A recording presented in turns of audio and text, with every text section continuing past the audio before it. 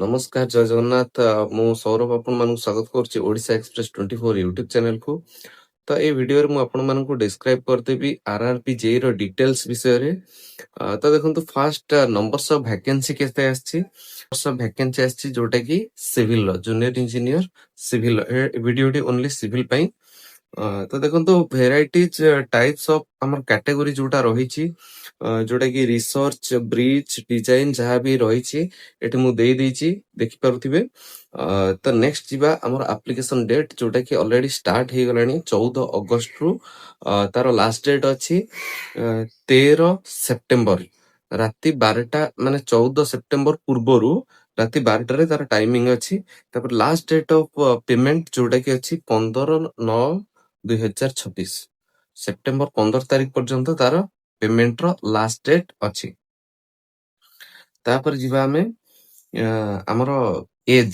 Okay, age ଆମର ରହିଛି, age criteria ରହିଛି 18 ରୁ 33 ବର୍ଷ ପର୍ଯ୍ୟନ୍ତ। ଓକେ, ଯୋଉଟା କି ଆମର ମାନେ 2009 ପରେ ଡେଟ୍ ଅଫ ବାର୍ଥ ନ ହେଇଥିବା ଦରକାର, 1/1/2009 ପରେ। ତାପରେ ୟୁଆର ଆଉ ଇଡବ୍ଲ୍ୟୁଏସ ପାଇଁ କ୍ୟାଟେଗୋରୀ ପାଇଁ 1994 ପୂର୍ବରୁ ନ ହେଇଥିବା ଦରକାର। ତାପରେ ଓବିସି କ୍ୟାଣ୍ଡିଡେଟ ପାଇଁ 2/1/1991 ବା 1991 ପୂର୍ବରୁ ନ ହେଇଥିବା ଦରକାର। ତାପରେ ଏସି ଏସଟି ପାଇଁ 2/1/1989 ତା ପୂର୍ବରୁ ନ ହେଇଥିବା ଦରକାର। ଓକେ। ତାପରେ ଯିବା ଆପ୍ଲିକେସନ ଫି। ଆପ୍ଲିକେସନ ଫି ଯେମିତି କି ଆମର ୟୁଆର କ୍ୟାଣ୍ଡିଡେଟ ପାଇଁ ଅଛି 500 ରୁପିଜ, ଯୋଉଟା କି ମାନେ ୱିଦାଉଟ୍ କ୍ୟାଟେଗୋରୀରେ। ଆଉ ତାପରେ ଯାହାର ବି କ୍ୟାଟେଗୋରୀ ଅଛି ତାଙ୍କ ପାଇଁ ଅଛି 250 ରୁପିଜ। ଓକେ, ଯୋଉଟା କି 500 ରୁପିଜ ଅଛି, ସେଥିରେ ଆପଣମାନଙ୍କୁ ଯଦି ଷ୍ଟେଜ 1 ଆପିୟରିଂ କରିବ ତାହେଲେ ଆସୁଛି 400 ରିଫଣ୍ଡେବୁଲ ଆସୁଛି। ଯଦି କ୍ୟାଟେଗୋରୀ ଅଛି ଦେନ୍ ସେଟା 250 ରିଫଣ୍ଡେବୁଲ ହେଇଯିବ। ଓକେ, ତାପରେ ରହିଲା ଆମର କେମିତି ଷ୍ଟେଜରେ ଏକ୍ଜାମ ହବ। ଓକେ, ସବୁ ଯାକ ପ୍ରାୟ ମୁଁ କହିଦବାକୁ ଚାହୁଁଛି ସିବିଟି ମୋଡରେ ହବ, କମ୍ପ୍ୟୁଟର ବେସ୍ଡ ଟେଷ୍ଟ।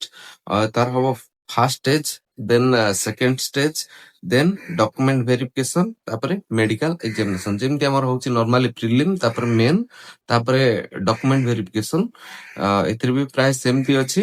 ତାପରେ ଦେନ୍ ଗୋଟେ ଏକ୍ସଟ୍ରା ଆଡ ହେଇଛି, ଯେହେତୁ ରେଲୱେ ଏକ୍ଜାମ ଟା, ସେଥିରେ ମେଡିକାଲ ଏକ୍ଜାମିନେସନ ହଉଛି।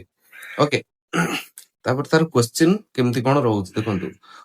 ସିବିଟି 1 ରେ ଆମର ରହୁଛି 100ଟା question, 90 minutes. Okay, each question 1 mark. ତାପରେ ତାର ମାଇନସ ମାର୍କିଂ ରହୁଛି 1/3, ଯୋଉଟା କି 3ଟା ଯଦି ରଙ୍ଗ କ୍ୱେଶ୍ଚିନ୍ ର ଆନ୍ସର ଦଉଛନ୍ତି, ଆପଣ 3ଟା ରଙ୍ଗ ଆନ୍ସର ଦଉଛନ୍ତି, ଦେନ୍ ତମର 1 ମାର୍କ କଟିବ। ଓକେ, ତାପରେ ଦେଖନ୍ତୁ ସିବିଟି 1 ର ସିଲାବସ ରହୁଛି ମ୍ୟାଥମେଟିକ୍ସ ରହୁଛି 30 କ୍ୱେଶ୍ଚିନ୍, 30 ମାର୍କସ।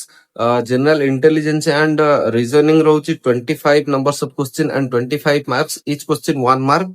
ଓକେ, ତାପରେ ଜେନେରାଲ ଆୱାରନେସ ରହୁଛି 15 କ୍ୱେଶ୍ଚିନ୍, 15 ମାର୍କ। ଜେନେରାଲ ସାଇନ୍ସ ରହୁଛି 30 କ୍ୱେଶ୍ଚିନ୍, 30 ମାର୍କ। ଏମିତି ହେଇକି ଆମର ଟୋଟାଲ 100 ମାର୍କ ରହୁଛି। ଓକେ, ତାପରେ ପ୍ରିଲିମ ପରେ ମେନ୍ ଏକ୍ଜାମ ପାଇଁ କେତେ ପିଲା ସିଏ ନଉଛି ଦେଖନ୍ତୁ। ଏଠି ଆମର ନର୍ମାଲ ଓଏସଏସସି ଜେଇ ରେ 1:5 ରେସିଓରେ ନିଏ, ଯୋଉଟା କି ନମ୍ବର୍ସ ଅଫ ଭ୍ୟାକେନ୍ସି ଯେତେ ବାହାରି ଥାଏ ତାର 5 ଗୁଣା ପିଲା ନିଏ। ବଟ୍ ଏଠି ଆରଆରବି ରେ କଣ କରୁଛି, 15 ଟାଇମ୍ସ ଷ୍ଟୁଡେଣ୍ଟସ ନଉଛି, ଯୋଉଟା କି 1578 ଭ୍ୟାକେନ୍ସି ଅଛି। ଓକେ, ନଉଛି 23,670 କ୍ୟାଣ୍ଡିଡେଟ ଫର ସିବିଟି 2। ଓକେ, ହେଲା ମେଡିକାଲ ର ଆମର ଦେଖିଦେବେ, ନୋଟିଫିକେସନ ଟିକେ ଚେକ୍ କରିଦେବେ। ମେଡିକାଲ ର କ୍ରାଇଟେରିଆ ରହୁଛି ଆମର B1A3, B1C1, ଯେହେତୁ ରେଲୱେ ର ଆରଆରବି ର ଗୋଟେ ତମର ଆଇ ର କେତେ ରହୁଛି, ସବୁ ଜିନିଷକୁ ଇଏ କରିକି ମେଡିକାଲ ର ସବୁ କ୍ରାଇଟେରିଆ ରହୁଛି। ଓକେ, ତାପରେ ଆଉ ଗୋଟେ ଜିନିଷ ରହିଲା, ଭୁବନେଶ୍ୱର ଇଷ୍ଟ କୋଷ୍ଟ ଜୋନ ରେ କେତେ ଭ୍ୟାକେନ୍ସି ବାହାରିଛି। ଓକେ, ଦେଖିପାରୁଥିବେ ଆପଣ, ୟୁଆର ରହୁଛି ଟୋଟାଲ ନମ୍ବର୍ସ ଅଫ ପୋଷ୍ଟ ରହୁଛି 60। ଓକେ, ୟୁଆର ରହୁଛି 29, ଏସି ରହୁଛି 10, ଏସଟି ରହୁଛି 3, ଓବିସି ରହୁଛି 13, ଆଉ ରହିଲା ଇଡବ୍ଲ୍ୟୁଏସ୍ କ୍ୟାଣ୍ଡିଡେଟ ରହୁଛି 5। ଓକେ, ତ ଇଏ ହଉଛି ପୁରା total vacancy about RRB and Bhubaneswar RRB ର ସିଭିଲ ଇଞ୍ଜିନିୟରିଂ ର ଭ୍ୟାକେନ୍ସି। ତ ଅଲରେଡି 14 ତାରିଖରୁ ଷ୍ଟାର୍ଟ ହେଇଗଲାଣି। ତ ଆପଣ ମାନେ ଯେତେ ଶୀଘ୍ର ପାରୁଛନ୍ତି ଟ୍ରାଏ କରନ୍ତୁ, ମାନେ ଏଣ୍ଡ ହବା ପୂର୍ବରୁ, ଡେଟ୍ ଏଣ୍ଡ ହବା ପୂର୍ବରୁ ଆପ୍ଲାଏ କରିବା ପାଇଁ। ରହିଲି, ଜୟ ଜଗନ୍ନାଥ।